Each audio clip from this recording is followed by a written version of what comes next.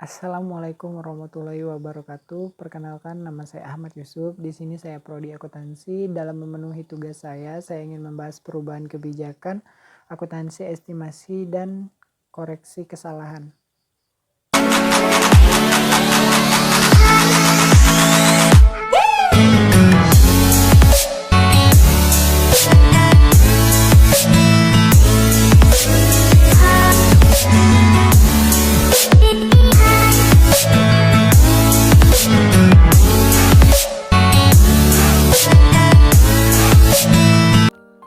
Pertama-tama saya akan membahas tentang kebijakan akuntansi.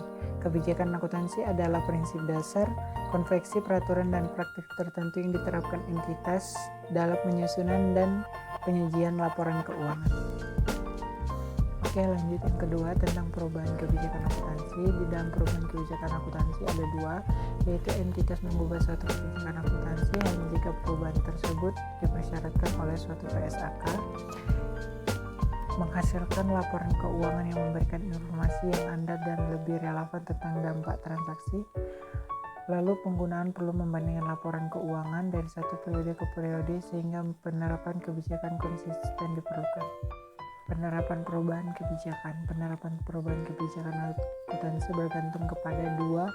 Yang pertama, entitas mencatat perubahan kebijakan akuntansi akibat dari penerapan awal satu PSAK. Yang kedua, jika tidak ada ketentuan transisi atau perubahan kebijakan dilakukan secara sukarela, maka entitas menerapkan perubahan tersebut secara retrospektif.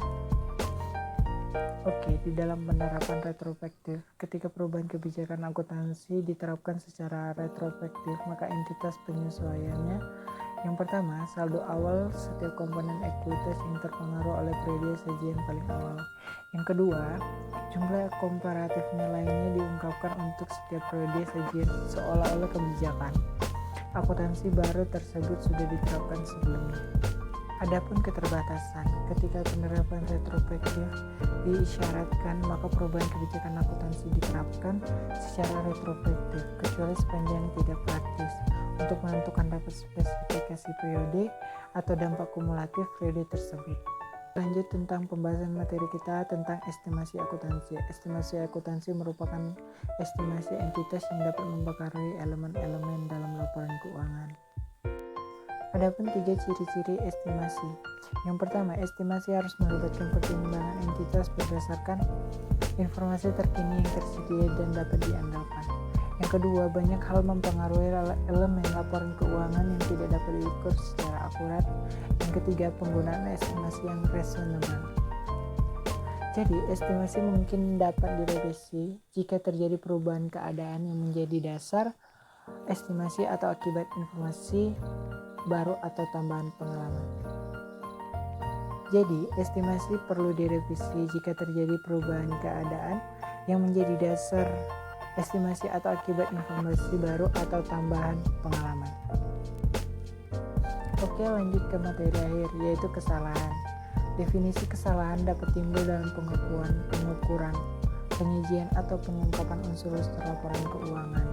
Laporan keuangan tidak sesuai dengan PSAK jika mengandung yang pertama, kesalahan material, yang kedua, tidak material disengaja untuk mencapai suatu penyajian laporan posisi keuangan, kinerja keuangan atau arus kas tertentu.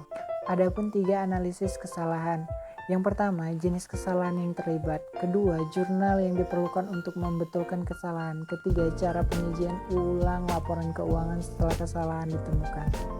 Plot menara di mana perusahaan bertindak sebagai lahase.